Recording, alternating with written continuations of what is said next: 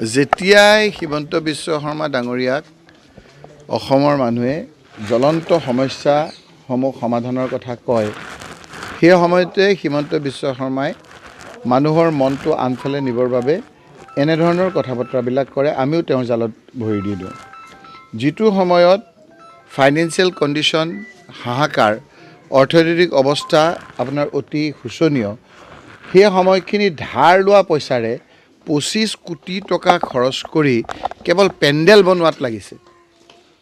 কেৱল পেণ্ডেল বনাইছে 25 কোটি দি, কোনো মৰম দয়া ৰাইজৰ দুখীয়া মানুহৰ প্ৰতি নাই। তেওঁ এতিয়া লাভবিলাকত তেওঁ দিন কটাইছে আৰু এতিয়া 25 কোটি টকাৰে তেওঁ কেৱল পেণ্ডেল বনাই ৰাইজক, তেওঁ ধাৰুৱা ৰাইজক আৰু তেওঁ শোচনীয় অৱস্থালৈ লৈ গৈছে। এই সময়খিনিত তেওঁ বাল্য বিবাহৰ কথা কয়, বিভিন্ন কথা কয়।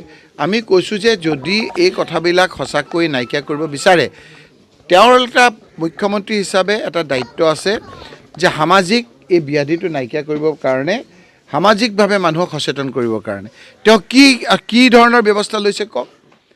বাল্য বিবাহ ৰোধ কৰাৰ কাৰণে মুখ্যমন্ত্ৰী ডাঙৰীয়াই সামাজিক এই ব্যাধি নাইকিয়া কৰিবলৈ সামাজিক কি জাগৰণ, সামাজিক কি ধৰণেৰে সচেতনতা আনিবৰ কাৰণে তেওঁ আঁচনি লৈছে, সেই বিষয়ে তেওঁ অৱগত কৰক। গতিকে এই কথা বতৰাবিলাক তেওঁ মানুহৰ মন ডাইভাৰ্ট কৰাৰ কাৰণে কৈছে। সেই জালত ভৰি দিবলৈ মই নিবিচাৰোঁ। ৰাইজক মই তেওঁক কৈছোঁ যে মানুহৰ মনবিলাক খুব বেয়া। তেওঁৰ ৰঙা চকুত বিভিন্ন ধৰণৰ তেওঁৰ হেঁচাই, বিভিন্ন ধৰণৰ অত্যাচাৰত মানুহৰ মুখ বন্ধ হৈ আছে। কিবা ছবি আঁকিলেও এৰেষ্ট কৰে, বিভিন্ন ক্ষেত্ৰত এৰেষ্ট কৰে। আপোনালোকে দেখিছে যে এনেদৰে অত্যাচাৰী শাসক বহুত পৃথিৱীত তেনেদৰে নাইকিয়া হৈ গৈছে, ধূলিহাত হৈ গৈছে। ছাদ্দাম হুছেইনে এনেদৰে অত্যাচাৰ কৰাৰ কাৰণে পিছত গাঁতত সোমায়ো তেওঁ পৰিত্ৰাণ পোৱা নাছিল। গতিকে মুখ্যমন্ত্ৰী ডাঙৰীয়াই সীমা চেৰাই গৈ মানুহক অত্যাচাৰ আৰম্ভ কৰিছে। গতিকে মুখ্যমন্ত্ৰী ডাঙৰীয়া, এতিয়া মই ৰাইজৰ পক্ষত থাকিবৰ কাৰণে মই অনুৰোধ কৰোঁ। পঞ্চায়ত নিজৰ সমাগত নহয়, পঞ্চায়ত নিৰ্বাচন পাৰ হৈ গ'ল সময়। আমি কথাবিলাক ভালকৈ বুজি পোৱা নাই, ক'ব পৰা নাই। আমাৰ গাতো দুখ। এতিয়া 5 বছৰ মুখ্যমন্ত্ৰী ডাঙৰীয়াৰ চৰকাৰ হোৱাৰ পাছত আকৌ এক্সটেনশ্যন ল'ব পাৰে নেকি? এইটো এটা লোকেল চিফ গভৰ্ণমেণ্ট। আজি আমাৰ পাৰ্লিয়ামেণ্টৰ 5 বছৰ হৈ যোৱাৰ পিছত আকৌ আমি এক্সটেনশ্যন ল'ব পাৰোঁ নেকি? এই দুখীয়া মানুহ জড়িত, পঞ্চায়তত জড়িত, আমি এইটো সাংবিধানিক অধিকাৰ। 5 বছৰ কেতিয়াবাই হৈ গ'ল, এতিয়া ইলেকশ্যন কৰা নাই। যদি এই ডিলিমিটেশ্যন কৰিবলৈ আছে, 5 বছৰ আগৰ সময়সীমাৰ ভিতৰত তেওঁ কিয় নকৰিলে? বিভিন্ন অজুহাতত তেওঁ পিছুৱাই আছে। এতিয়া আকৌ তেওঁ মনত পৰিল যে সমাজৰ কিছুমান গণ্যমান্য মানুহৰ কাৰণে তেওঁ পঞ্চায়তত ৱাৰ্ড মেম্বাৰ কৰি তেওঁ দলীয় হিচাপে নুঠায়।